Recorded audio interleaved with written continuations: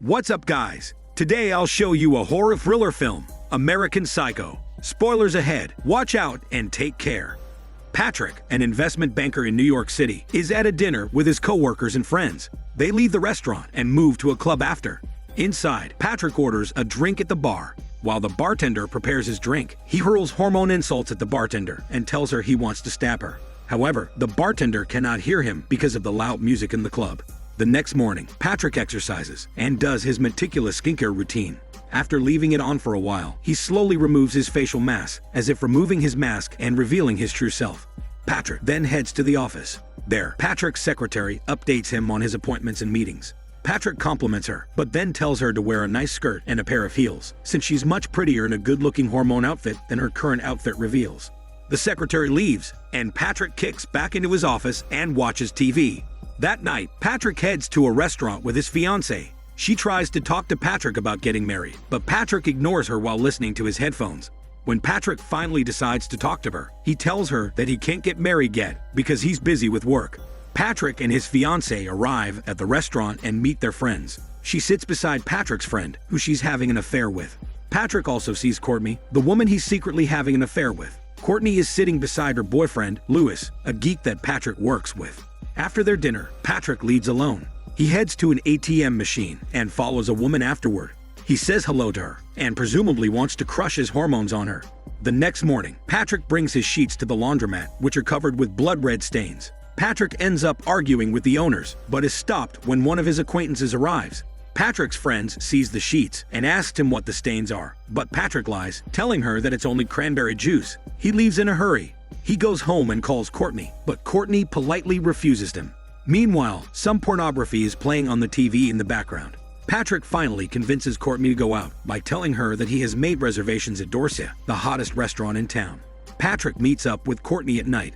Drowsy from the variety of antidepressants that she takes, Courtney rambles on in the cab. She dozes off and wakes up in a restaurant later. However, Patrick has lied to her about where they are. In her half-asleep state, Courtney falls for his lies. The next day, Louis thanks Patrick for taking care of Courtney last night. Louis compliments his suit, but Patrick quickly swats his hand away when he tries to feel the fabric. Another co-worker, Paul, appears. Hall mistakes Patrick for another co-worker, Marcus, but Patrick goes along with it and pretends to be Marcus. Other co-workers enter, and they all start comparing business cards. When Paul brings his card out, Patrick gets frustrated at the superiority of Paul's card. He hides his frustration successfully. That night, Patrick goes down a dark alley in the city. He finds a homeless man and strikes up a conversation. Patrick repeatedly degrades the man, but offers him help in the end. However, he rescinds this offer and instead pulls out a knife and stabs the man. He kicks the body a few more times before walking away. The following day, Patrick goes to the spa before his Christmas party with his fiancée. There, he contemplates his increasingly overwhelming bloodlust and how he is about to lose his sanity. He attends the party with his fiancée in the evening. Patrick talks to Paul, who once again mistakes him for Marcus. He goes along with it again and invites Paul out to dinner soon. Paul agrees, and his fiancée arrives. Having overheard the conversation, she asked Patrick why Paul calls him Marcus. Patrick quickly kisses her to change and dismiss the topic. Sometime soon, Patrick gets his dinner with Paul at an empty, shabby restaurant. He arrives late, only to find Paul arguing with a waiter. They proceed to make small talk while Paul gets increasingly drunk. With Paul half drunk, Patrick confesses that he is insane. Paul brushes this off as he's too drunk to understand anything. After dinner, they head to Patrick's apartment, which is covered in newspapers. Paul continues his drinking spree on the sofa while Patrick plays some music. Afterwards, Patrick heads to his bedroom and dons a plastic raincoat. Patrick grabs an axe and dances back to the living room. At the same time, Paul asked Patrick why the apartment is covered in newspapers and why he is wearing a raincoat.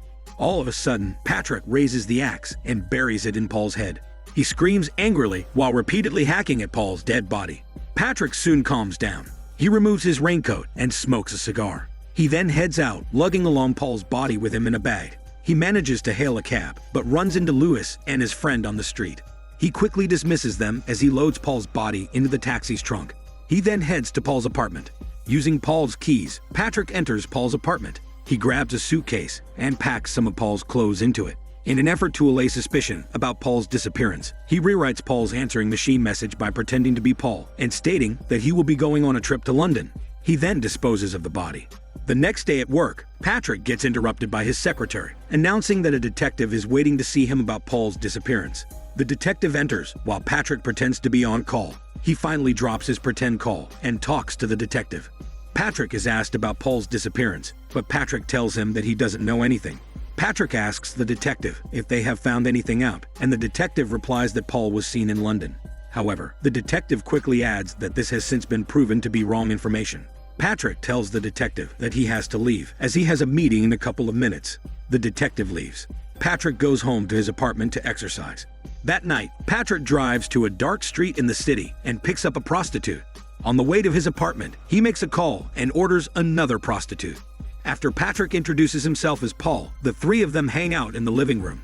They move to the bedroom, and Patrick sets up a video camera. He then directs the girls to kiss and play hormone hide-and-seek games. Patrick soon joins in the game while appreciating his hormone postures in the mirror and to the camera. Afterward, the two women fall asleep on Patrick's bed. Patrick gets up and opens a drawer containing a set of torture tools. The women wake up and ask to leave, but Patrick tells them that they are not finished yet. Patrick tortures both of them using the tools. The two women quickly grab their payment and leave in a hurry. The following day, Patrick hangs out with his co-workers in a restaurant. Lewis arrives and shows the group his new business card. The card's beauty reminds Patrick of his ugly business card and irritates him. When Lewis heads to the restroom, Patrick follows shortly after. While Lewis pours his stinky water, Patrick sneaks up behind him and chokes him. However, Lewis mistakes this act as a sexual advance. Lewis reveals that he's overjoyed that Patrick likes him back. He adds that he has been in love with Patrick for a long time now. Patrick is stunned and disgusted by this information. He panics and rushes to wash his hands. He storms out of the restaurant, leaving his co-workers behind. Another day passes, and Patrick sees the detective in his office. They resume talking about Paul. The detective asks Patrick where he was on the night of Paul's disappearance. Patrick replies that he was on a date. However, the detective tells Patrick that his alibi does not match up with the one that he has heard of. Patrick quickly apologizes for his scattered thoughts and invites the detective over for lunch at a better time. After work, Patrick visits Courtney and they play a hormone hide-and-seek. Patrick spends the rest of the night in a club with his coworkers. At the table are three models, one of which Patrick strikes up a conversation with. Patrick tells the model that he takes care of murders and execution, but the model mishears him and thinks that he said mergers and acquisitions. They end up going home together, and Patrick murders her as well. The following morning, Patrick asks his secretary out on a date. The secretary agrees. Patrick tries to make a reservation at doorstep, but quickly gets turned down. However, he pretends to have gotten the reservation to save face. He tells his secretary to meet him at his apartment before dinner. Patrick and his secretary hang out at his apartment before dinner. While talking, Patrick grabs a roll of duct tape, presumably to silence the secretary.